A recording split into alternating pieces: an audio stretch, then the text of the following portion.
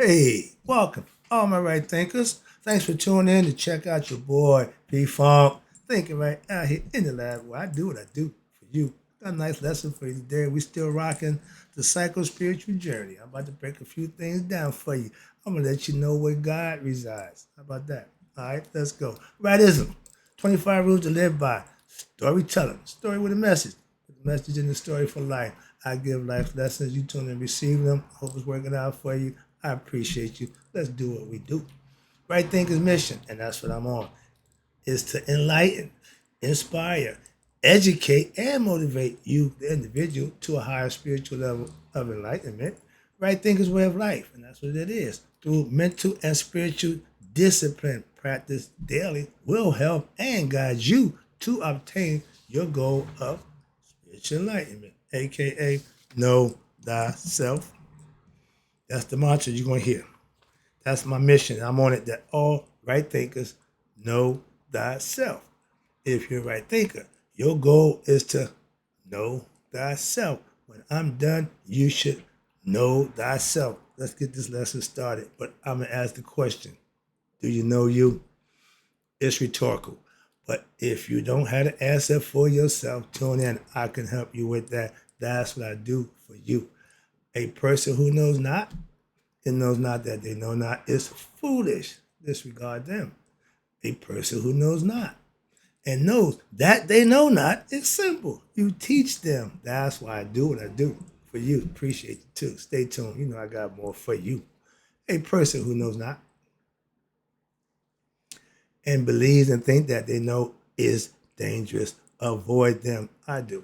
A person who knows and knows not that they know is spiritually asleep. I can awaken them. I'm the spiritual alarm clock here to wake you up with knowledge of self. A person who knows and knows that they know is wise. Follow them. All these persons reside in you. Right thinkers know thyself. And always to my yacht be true. I'm in the book again. We're talking about the image and the company of gods. I gave that lesson. I'm going to back that up, cut it short. I'm going to continue on that one. Title is Right Thinkers. Now, let's talk about the divine self. Is not only in creation, but also in all, what? In every human being. So God is inside you, not up high or somewhere else in the burning bush. No, he's inside the heart of man. I'll keep trying to spin it to you. This way come from this lesson should bring it home for you. So let's go. Right thinkers, let's start. I keep telling you about the gods. We talked about the Paute, the company of gods of Ra. Now, therefore, the most important, here we are, the meat and potatoes of my lesson. I want you to know that right now. Teachings, the most important teachings relating to the nature of creation, which is God, is being given here. Now I'm going to break it down. Let's go. The gods and the goddesses of the creation are not separate principles or entities. Everything comes from the. They are in reality one and the same as the primeval deity, the noon, God, whatever the spirit, it's always been here before time and transcended into time and space when he became, let me just break this down, sorry, but there are expressions of the divine self. Everything in nature is of God. Just like I try to tell you, in your dream, everything in your dream is controlled by you. Whoever you bring in, whatever you imagine, that's you. The brain can go forwards, backwards in time. It's not limited. It can go forwards again to imagine. It can use memory to remember. That's what it does. But it also calculates. That's the part that you take care of. Learning. Let's go. Studying. Downloading information that you can use. You can manifest for yourself. Principles that you can live by. That's philosophy. But watch this. However, here we go. There are not transformations or of evolutions from the divine self. Why? But they are the very same divine, what? Expressing as creation, which is what? Forms through the acts of Kep. Remember the scarab beetle? At sunrise, he represents a new beginning. When the dung bees come out, they come out full grown. They come out ready to go to work, to do what they do. So that was he recognized a new beginning of creation, of the Shita Keperi. Shita, remember, hidden. When you study the esoteric meaning, you're getting the hidden message. When you study subliminal messaging, symbolic messaging, you're getting the hidden underlying message, not the exoteric, the basics that everybody go with. That's why they assume that the masses are ignorant. Why? Y'all pretty much go for anything. They see you as being sheep. Moving on. But when you sheet talk, when you practice sheet talk, remember, study of something hidden. Kepri, you study Kepri, the hidden creator of forms. So even though God is referred to what? As the primordial deity who did what? Something long ago? No. Or set into motion various things. In reality, what is God? God and creation are one and the same. Stay with me. Here we go. Like my pastor said, I know where I'm going with this. Stay with me. Ra is the God of primeval time, and as well as the gods and goddesses of creation, which what? Sustains it, and he sustains it at all times, meaning the sun will be here. It ain't going nowhere. It transverse, it come by every 24 hours. He's back again, 12 hours daylight, 12 hours darkness. It shares. That's God's work. And what's this? Well, yeah. He sustains it through air for us to breathe, water for us to plant, nurture, Gab, which is the earth, and the heavens above, starry planet, decked heaven of Newt. Those are all elements, and they always are in place all the time. So with this understanding, it should be clear to see what? That God is not distant or aloof, meaning up there, out there, he's up high, looking down low. That's why. I ain't even going there. But God is in his creation. Watch this. He's not aloof, observing creation from afar. As it is often, watch this. Where you get that idea from? I'm about to tell you. As often conceived in orthodox religions, such as the world religions of the Western countries, right?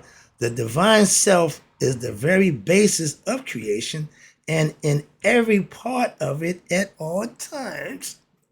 This is why the term Pa, Father, Provider, Defender, Protector, all those things represents Pa. It's an attribute, okay? And Pa Netta and Neteru are also used to what? To describe the divine Pa Netter, what it means. The supreme being, and the Neteru means what? The gods and goddesses, the emanations from him that makes nature. And all Neteru refers to, you ready? Creation itself. Mayat represents order for creation itself. She don't change. She ain't going nowhere. She's always been there. So Netter dash U, what? Emanates from the Netter. Everything comes from the one. Note that the term Pa Netter includes what? The designation of Pa, P-A. That means what exists. So if you don't believe in God, Pa Netter is the equivalent to that's what exists. You ain't got to believe it. That's what it is. That's why the belief system only works for those who just want to believe it. That's fine. Knock yourself out. Now, Pa means what exists. And the term Neteru does not. Why? In this context, it means that this is the divinity and the absolute. The all-encompassing, all omnipresent, all that good stuff y'all say. But get understanding, have the definition so that you have clarity about what the hell coming out of your mouth. Well, God is everything, God is, but then you come up, well, God this, God that. Can't have it both ways. Moving on. And when you consider it to be the absolute, that means all is God, not some pick, no, all, even us.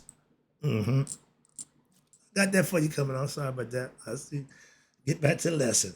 Now, when creation is nothing but God, who has what? Listen, he had assumed what? Various forms of Neteru. Watch this. Like trees, nature, cake, food that we eat, bread that we eat, human beings, who we are, metal, air, fire, water, elements, animals, planets, space, electricity, etc. See, we're going this. God is what? everything. I love that. My church, they get to playing that. I get caught up. And my pastor said last week, oh, I see you was grooving. I said, man, when they hit that, God is everything, I get my little bounce going. And I sing it with what? Conviction. That's why it means something to me. I don't know what they mean, but when I say God is everything, I get excited. Why? That's what he is. And if they saying that, I wonder, do they really understand it? I do.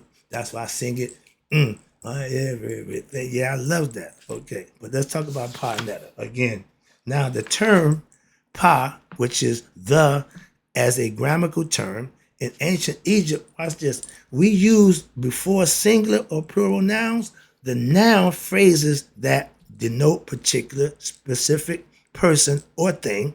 Again, the baby, the dress, etc., the god. Now, in Kemetic language, watch this. The noun refers to objects that exist as particular realities, but when applied to what? The supreme being, the grammatical particle that becomes part of the noun, thus signifying what? That the exclusive designation of who? Pa netta means what? The divine.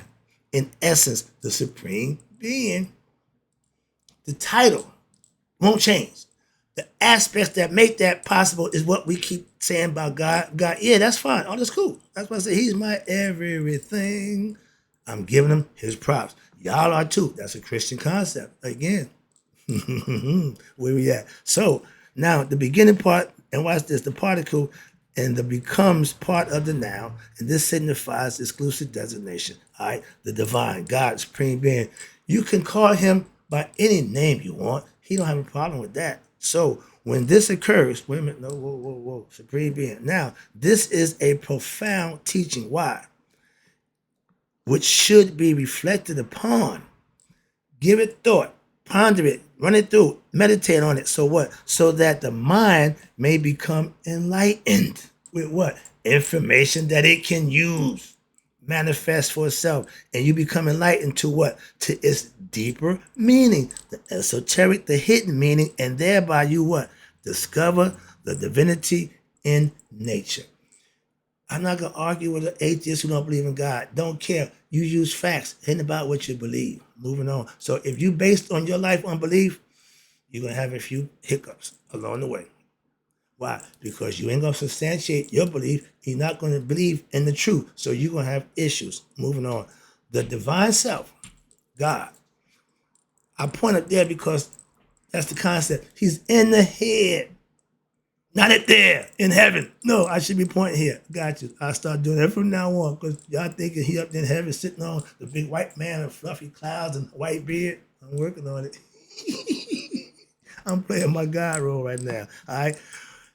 For some reason, we equate white with pure and good, which, yeah, it is supposed to be symbolically. That don't make it right.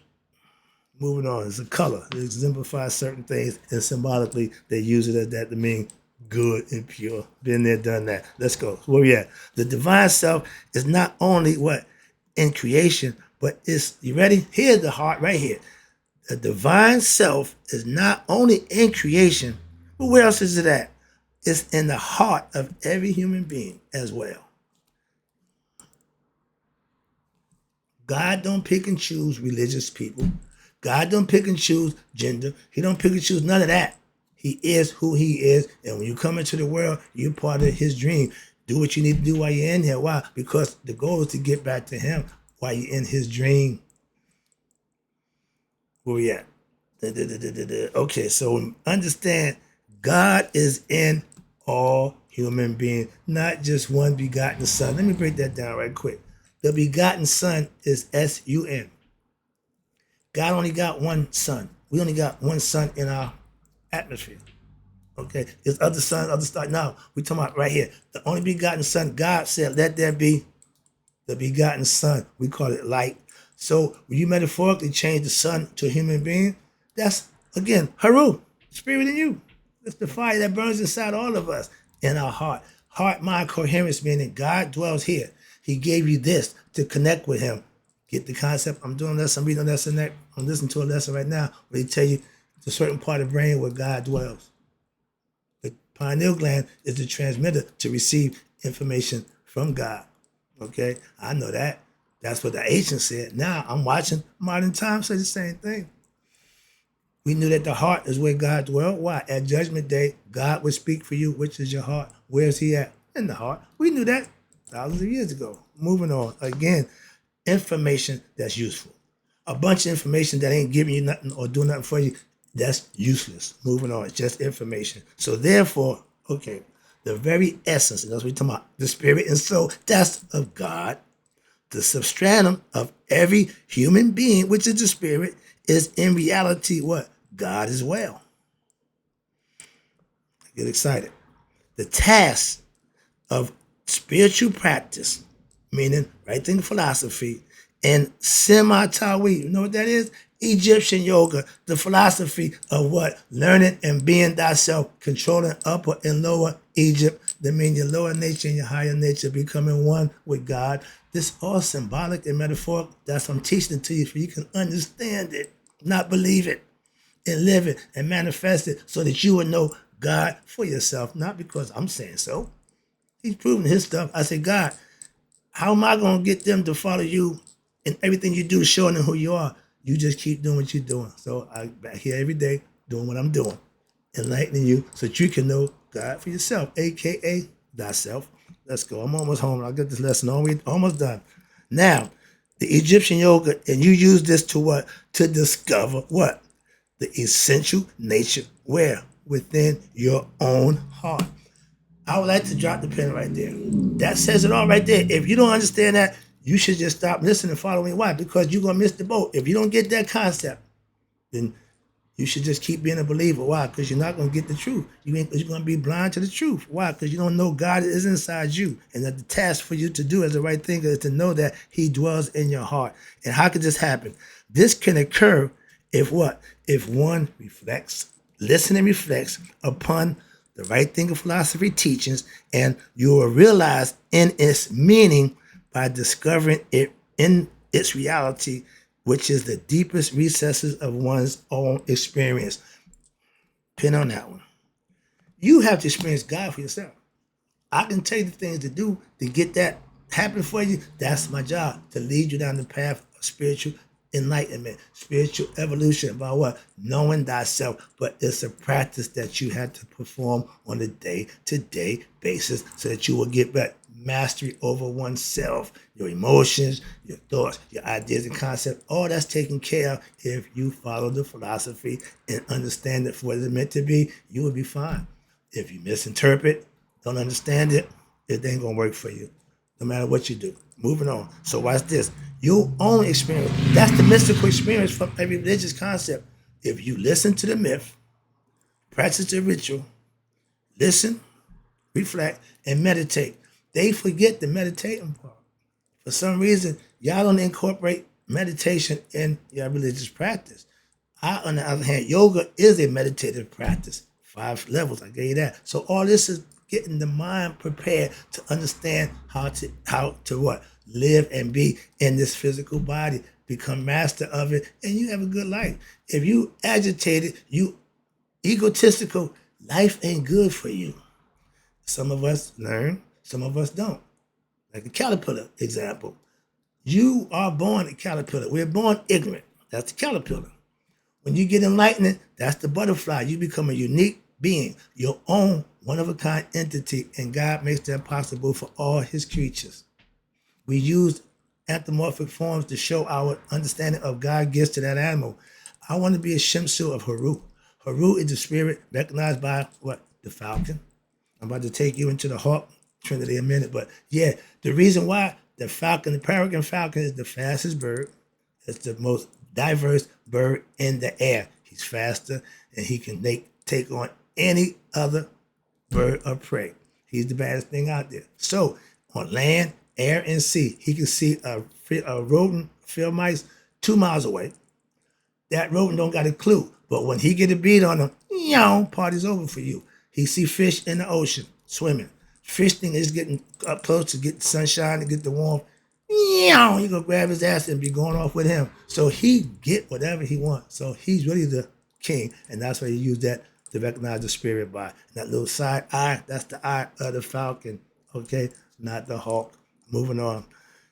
When this occurs, you, the person, what happened? You ready?